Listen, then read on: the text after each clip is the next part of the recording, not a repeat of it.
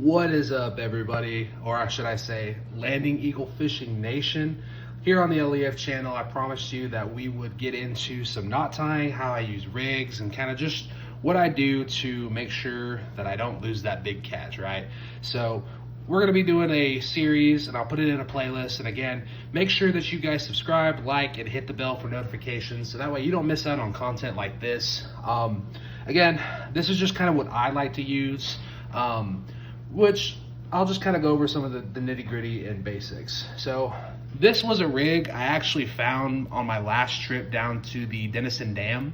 That's just in southern Oklahoma, so around the Lake Texoma area. So the Denison Dam is kind of why we have Lake Texoma. So really cool, really awesome place. If you love striper fishing and you like to see that kind of content, you should post in the community, comment, and let me know, and I'll make some fishing videos for us, and we'll go get onto some striper because there are some massive fish in that area. So let's go ahead and kind of break it down for what do I like to use. So typically I like to use a circle style hook. This right here is a little bit of a J hook, but for the most part, circle hooks and J hooks operate in very much the same fashion, right? Just a little bit of a different design. J hooks offer a little bit of a deeper angular penetration as compared to the circle hooks, which again, circle hooks are great, and here is why. So if you give me 1 second, I will show you why circle hooks are oftentimes the better option versus your traditional eagle claws or your just regular barbed hooks that you see that you buy at your tackle store. Fish, this particular these are catfish. So catfish is swimming around, and again, with our circle or J, they both do the same. Swim, big old flathead, bites, and then starts to swim off. As it swims off, you can see we have our hook already turning. You see that momentum? And boom, when we go to set that hook, the fish has already done it. You can already see right there, that barb is already starting to protrude out, and pretty much all you have to do is just let him take and run with it. As he feels that, he'll do this. And that is the beauty of a circle hook. And then the fish has already done 90% of the work for you. That is why I like circle hooks. Circle hooks are oftentimes offset. See that right there? It looks like it's kind of bent. It's done like that on purpose. And it's for that very reason right there. Same thing here. You can see with the J hook, that hook is protruding up just ever so slightly. And as we go, we have our catfish mouth right here, right? That big flathead comes, swims, turns, and then swims off. Just like that. And that's pretty much how they work. Now, there are many types of ways to tie knots. My favorite way, and my tried and true, I've never lost a massive fish on it, is the Palomar knot. Which I know some of you big game cat fishermen, you like the San Diego Jam, right? You like the Snell, the improved Snell. Some of you old school fishermen like your clinch knot, and then we have the OGs that were during my grandpa's age, which is the old school fishing knot, right? The fisherman's knot. Those are great, but my best luck has been with the Palomar knot. And again, you can see this right here, if I can hold it up to the camera. Just a simple knot, and we'll get into that. So again, with my rig, it's pretty simple. I like to go weight, swivel, leader. And for me, I really like to play a lot with floats, just because you don't get snagged up and it's not as bad as losing your hooks, losing that big fish, right? The bait oftentimes settles down and you don't have to get fancy with it. Some people like to put these rattles on it to attract. Again, I found this, and I'm going to try the rattle because I've always wanted to try a rattle to see how they perform in these Oklahoma bodies of water. So we're gonna go ahead and we'll keep that rattle on. But for those of you who are like, Che, I'm over the complicated fishing. I just want to get out there and throw a line. I got it. I got the rig just for you. So again, just a simple catfish rig. right? Circle hook or J hook right here, Palomar knot. Cigar float that you just attach on. Nice strong swivel, a bead, and then your choice of weight. So I've got this nice little egg sinker. This is a nice little 2 ounce, but I'm electing to go with a 4 ounce just because, hey, free weights, right? I want to try it out and see how they perform in the creek. But for most creeks, for most bodies of water, 2 ounces, 2 to 4 ounces is pretty much your go-to. Anything more and you're looking at those higher currents, you might want a 10 ounce weight, right? You'll be dropping a little bit more money on those lead weights. And again, losing those weights, it hurts your pocketbook, right? Hence why we have our leader right here. And people say, Che, what's the point of beads? Why do we use beads in our fishing line? It's not for show. As some people like to say, I like the different colors because they attract the fish. For me personally, in all my years of fishing, I have found that the bead protects the knot, right? Because we have this sinker here, and over time, it's gonna be slamming. There's angles, there's currents, it can wrap around, right? That bead, see that? Protects the knot. And so again, we're not having to change as often. So again, this is the more simple style rig, and I like those. I like it simple. So we've got our cigar float, right? It's about 2.5, 3 inches long, right? That's typically pretty good. Sometimes I like to elect for a smaller float, and you can get all kinds of floats. You can get crazy with them. Typically one about this size will be good for most bodies, but again, I like to have heavier pieces of bait, right? So I like to use this. And hey, free hooks are always a plus. Okay, so we'll take our rattle off since we're gonna use that. And again, I like my rattle. I'm really excited that I'm gonna get to use that. So hey, and put in the comments, do you guys use rattles? Have you had experience with them? Are you a fan? Or are you just kind of like, Che, just keep it simple. Just put it in there, let's discuss, let's talk about it. Because I've always been curious as to whether or not do rattles work.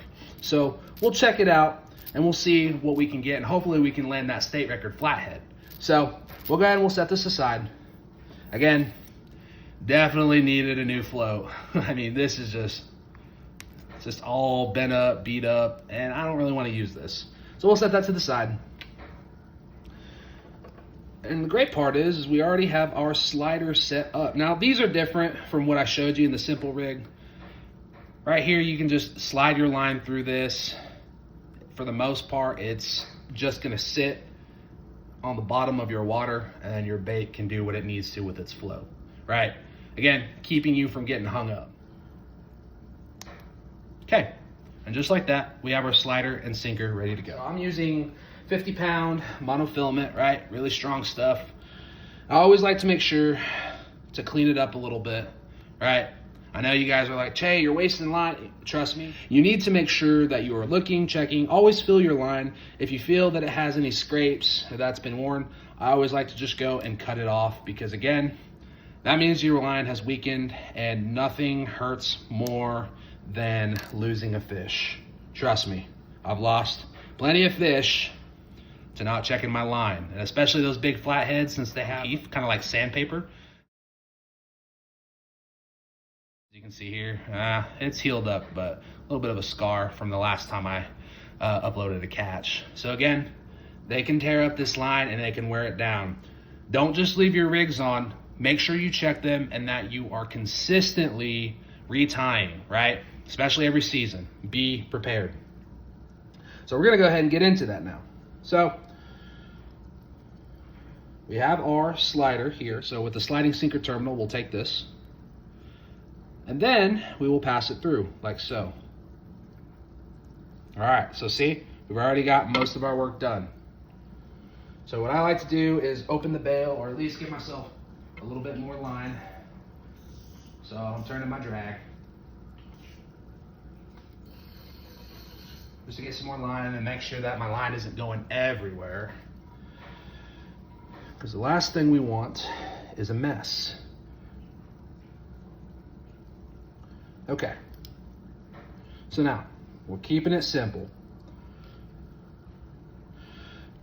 I always like to make sure I use the best knot possible. And in my opinion, the Palomar knot is the best knot. So we'll take our swivel, make sure that we are all in the clear. And so this knot, I'm gonna do my best to show you this, is very, very easy. We are going to feed through our swivel.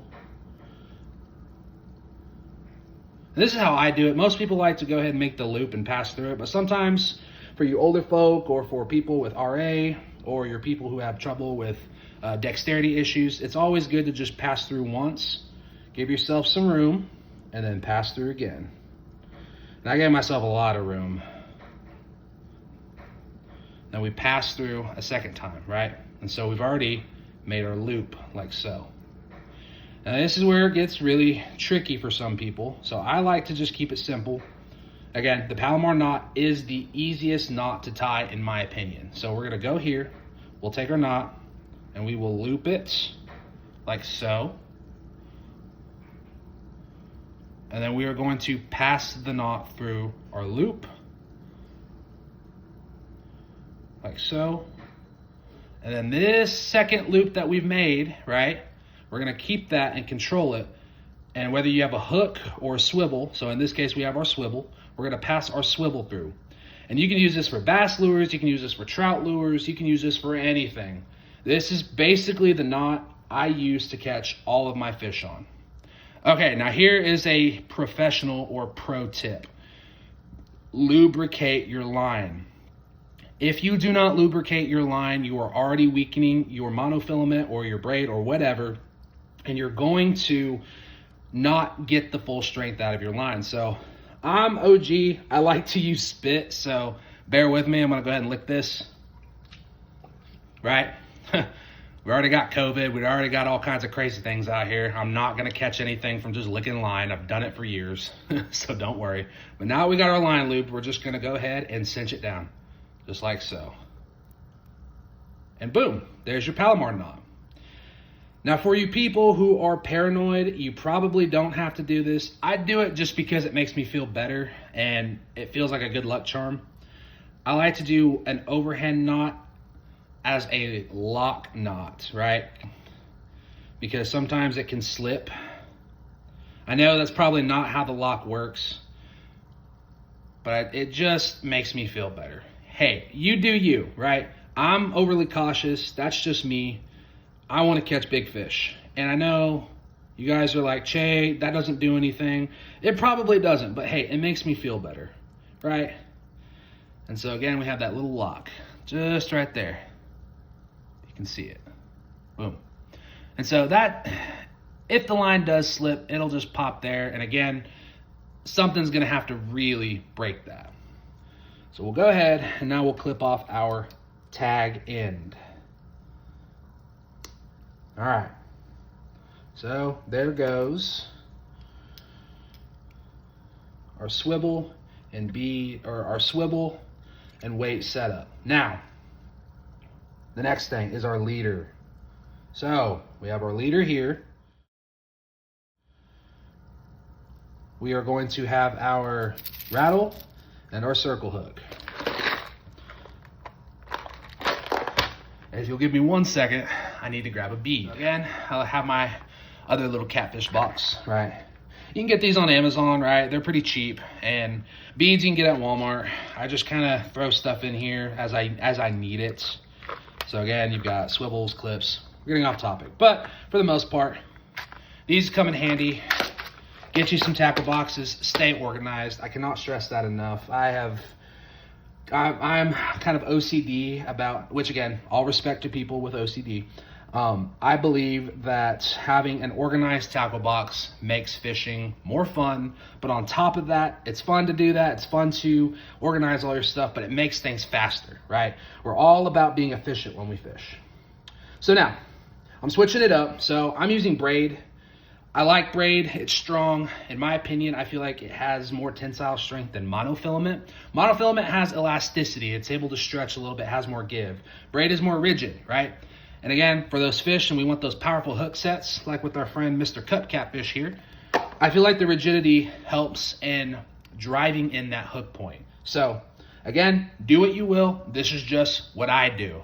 So we're gonna do the same Palomar knot again. And you can clip off stuff. Some fishermen believe that leaving these knots on there from other previous ties, that'll focus in right there. Some believe that that's good luck and it helps prevent the knot from slipping or breaking. Honestly, I'm just being lazy today. So what we're gonna do is we are going to pass our knot, our braid, through that, just like we did. Actually, I'm getting ahead of myself. What we're going to do is we're going to tie our hook first. So the way I do this is I like to have the hook point up, facing up.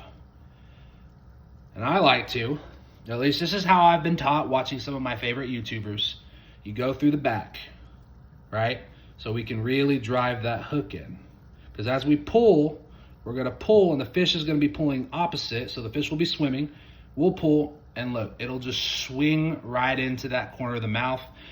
And if you're paying attention, you won't gut hook fish, you won't kill fish. For the most part, the mortality rate of those fish goes dramatically down. And so if you're all about conservation, you're trying to make sure that those big fish go on and spawn and reproduce for the next generation to come, I highly stress the use of circle hooks.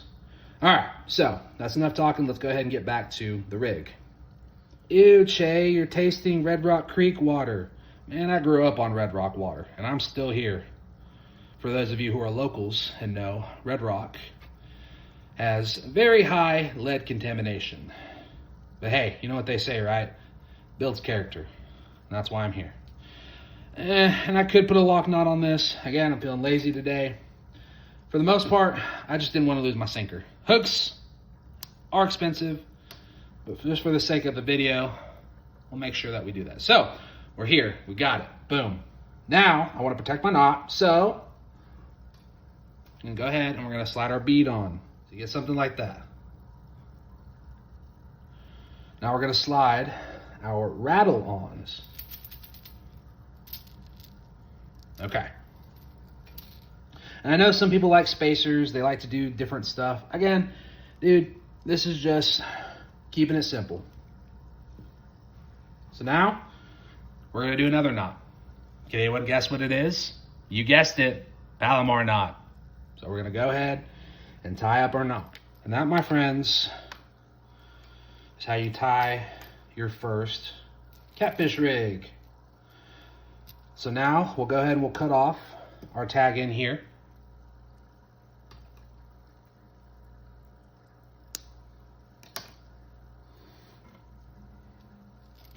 And we will go ahead and put our float on now. And boom, there we go. Oh, see? It's already hooking things. There's your rig. Very simple. Again, the rattle's completely optional. The slider's completely optional. It's just something that the main gist of things is just making sure that you have a weight, a swivel, a leader, some sort of float, some way to protect your knot, and a circle hook. So, without further ado, and I believe this is called a Santee rig or a modified Santee. You can put it in the comments, and again, correct me politely. But if you guys have the name for this rig, that's okay. But again, for the most part, this is going to catch fish. This is going to catch fish, right? It's all just what you want to use and how you want to do it. But again, this is how I do it. I hope you guys learned something today, and I apologize for just the editing and for some of the posts, just because I'm just starting out and I'm wanting to teach you guys how to fish, and I'm wanting just to kind of show you the ropes, right? Because I think everybody deserves to catch that monster fish. It fueled my passion whenever I caught my monster fish at Boomer Lake, and I've been hooked on flatheads and catfish ever since.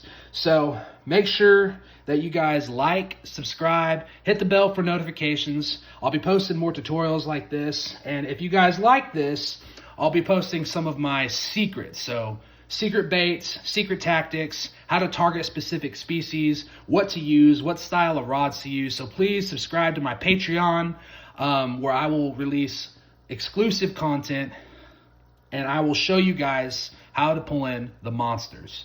I also have a buy me a coffee, so if you guys feel like chipping in, it could be anything like $3, $1, $2, right? Heck, it's not even buy me a coffee. You could buy me some bait, right? Bait is expensive and people love to use bait. So this is my channel. I hope you guys like it. Please show some love, share with your friends, family, and hey, let's get fishing. All right, thanks Landing Eagle Nation. Tight lines.